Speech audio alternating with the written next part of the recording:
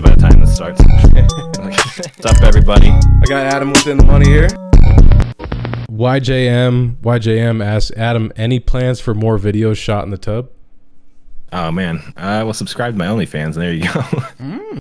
If anybody who's watching right now has a brokerage account and is actively investing, could be trading, whatever, but they have a brokerage account with their money in it and you've bought securities, all that jazz. If you do not have a Roth or a conventional IRA open, you're making a massive mistake. If you have a Roth IRA or a conventional IRA, you get tax benefits from each contribution to that account. And when it's in that account, you can trade tax-free. So if you want to trade, but don't want to have to deal with taxes later, and maybe you're trading for your future anyway, like you're trading for retirement, which you probably should be doing, unless you really hit the jackpot and can buy a Lambo. All your trading and all your investing should be for your retirement, potentially, in my opinion. Then why not at least put your yearly contribution into an IRA or a Roth, which is like $5K or whatever, and then you can just trade your heart out. And if you win, if you make money, you don't have to pay taxes on it because it's in a tax protected account. So if you beautiful donuts have a brokerage account and you're actively trading and you're trading for your future, for your retirement, for money that you're going to reinvest for your retirement, whatever, as long as it's for your future, not trying to just make a quick buck and buy a Lambo or whatever, have a Roth or a conventional IRA, traditional IRA, then you can trade tax-free, babe. Why wouldn't you want to do that? There you go. There's my 2-minute lesson for you. I spent the 2 minutes just roasting you. Oh, sweet. Yeah. That's what I'm talking about. Yeah, the interesting thing about, in some of my videos I've brought it up, where there's this discrepancy among the general population of people who really want to YOLO their money and people who stick to like index funds or whatever. Yeah. And there's a large disparity between those two groups. And you can see that very prominently on YouTube a lot. A lot of people who are trying to get investing on YouTube, they talk about dividend investing. It's very palatable and digestible. They show their portfolio and they have a ton of stocks.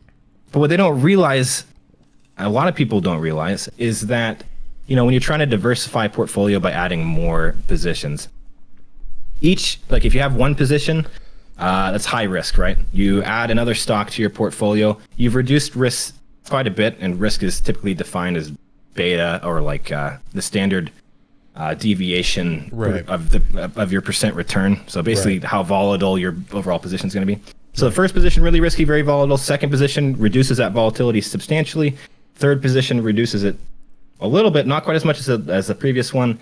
And the fourth position reduces it even less. So it can be argued that between after you hit 10 stocks, any diversification. Yeah. Just so I'm talking about. I haven't had a beer in a week, and I have one beer, and I'm like going to your brain. Straight. Yeah, ethanol is swirling. I know what you're saying, though. No, I'm saying is with every consecutive addition to a portfolio, you're mitigating risk less and less, but reducing return substantially. So after 10 to 20 to 30 stocks, after that, every additional stock is reducing your potential return while barely reducing risk. So having concentrated portfolio is important, especially as a young person. And why I say 80-20, and you're right, if you can be successful, generally speaking, across time, okay, actually there's two reasons why I say 20. You're right when you say if you're successful, you're going to have more money that you can pool into your normal investments or even do more trades to make more money to pool into your 80% of your investments. Right. That's great, but a lot of people, when they view trading, it's not like credit spreads, it's not like leaps or whatever. A lot of people view trading a lot more aggressively than they should, and generally speaking, they're just going to delete their 20%. And then what are you going to do? You're going to pull money out of your bank account, throw it back in the 20% if you're feeling ballsy, and just repeat the cycle over and over. So the important thing of having a large majority of your money in long-term investments is that maybe you can actually add some funds and keep trying over and over again. But at least you have this huge portion of money, hopefully, a large portion of your net worth, that's just chug-a-lugging the entire time you're scrambling over there. And then another reason I say 80-20 is not necessarily because it's the best. I just think in general, across a large population, it would serve well. Because maybe for some people, 50-50 is great because they do mostly leaps, when leaps are they're awesome, cash cure puts, covered calls, whatever, credit spreads.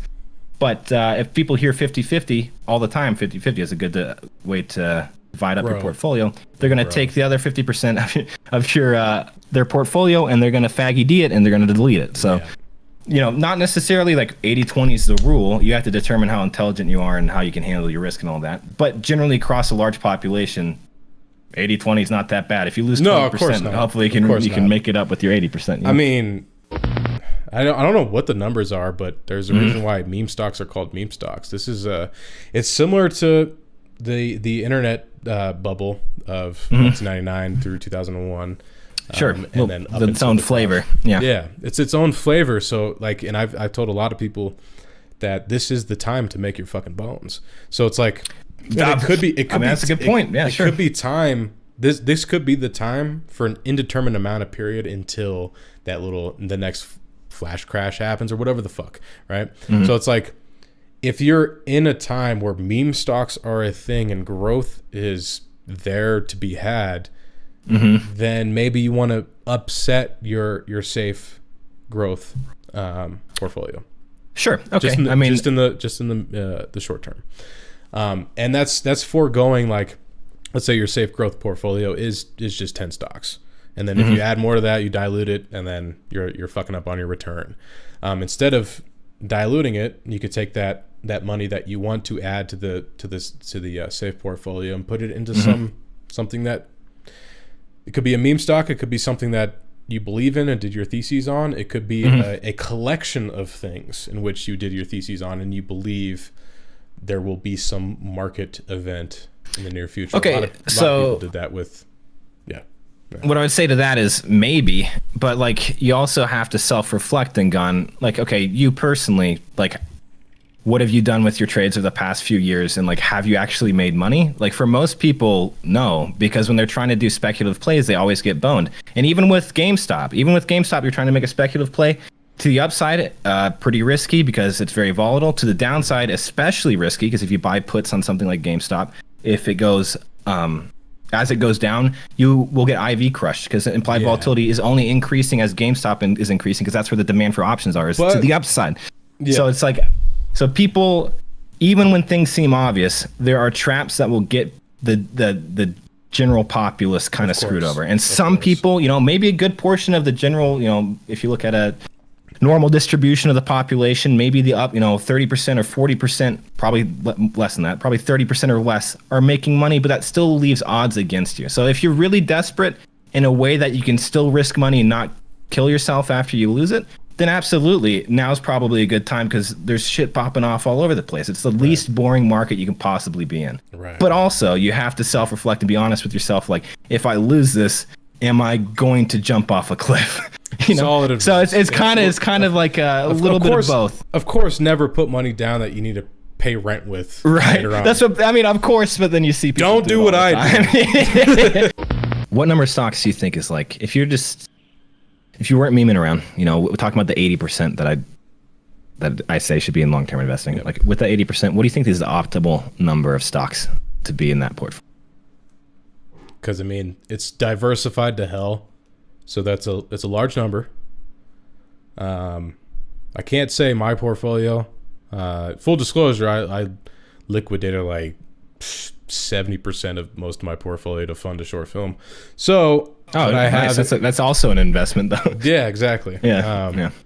But if I did have a long-term portfolio, because right now it's just I'm just throwing options in the wind. I don't give a fuck. That's money I can live with. Tech, but like you said, it's hard to find undervalued stocks. But when it comes to tech, I think biotech has a future. I think it has an extraordinary future. I think all like the Abbott and Pfizer plays are outplayed. I don't think there's going to be any room or movement towards that. That's different for J&J. But if you were to put your long-term money, I would say it's easy. It's not easy. It makes sense if you go towards biotech, and then there's the new rise of psychedelic futures. I think that's going to be a cannabis type event where everyone makes money and then it drops and they're like, what the fuck? And it just keeps dropping. So I don't think there's any future in psychedelics in the near term. And then also refinement. So the psychedelics, you're just talking like you're talking about shrooms, mostly like psilocybin, and because in DC they recently legalized that, didn't they? Yep. Is that for recreational use? In my city too, in Denver. No shit. Yeah. Okay. They didn't legalize it, it's decriminalized. So decriminalize. Okay, that makes sense. Okay, so if you're caught with it, more like sending you to this is the same state that we have dispensaries on every corner like McDonald's, so you can go and buy some weed. So I imagine shrooms will be like that in the within the next 5 years. It's it doesn't have a future without the pharma connection. And until government and they have been releasing the reins on psychedelic research when it comes to like pharmacological intervention, when it comes to someone who has problems mentally, until they release the reins on that and more studies coming out, I don't think psychedelics have a future in the market within the near term, of course.